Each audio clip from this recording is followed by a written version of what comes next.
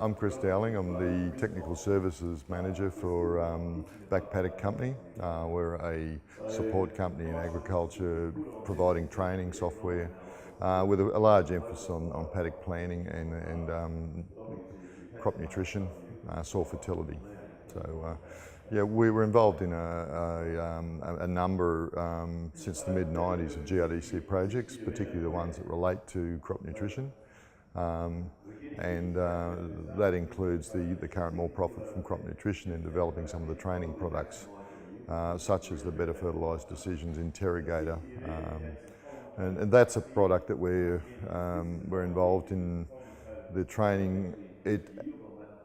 What it does is actually gives a common database of responsiveness, so you can create critical levels out of it, which is important to have some standards in the industry as to where those critical levels come from.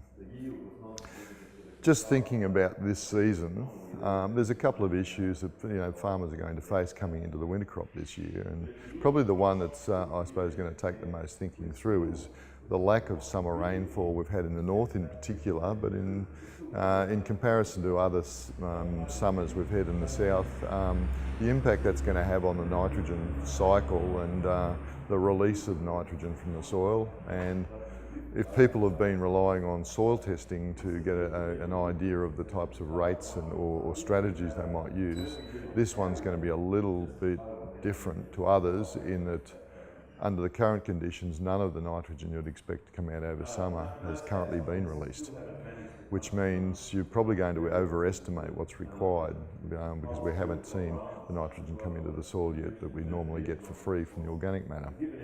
So I suppose that brings us to what to do from here, and it'll just depend on when the rain falls relative to when you need to put the nitrogen on. So the consideration of other tools other than soil testing or just moving it later, and there's some reasonable evidence that we can actually move soil testing actually early in crop and do the similar budgeting exercise. And usually if we've planted a crop, we've got enough moisture for some of the nitrogen to release. But other tools that have been developed over time might be plant tissue testing, just tiller counts. They're all valid things, and as we move on, I think people will start to use more and more of those to manage across the season rather than just relying just a single soil test up front. For the other nutrients, probably we've got some time to make some decisions. Phosphorus is not until at sowing, so we've got plenty of time there to try and figure out what's going on. Any trace elements and sulphur, those things can be recovered in crop, so we've still got plenty of time to make decisions around those. So the big one at the moment is nitrogen.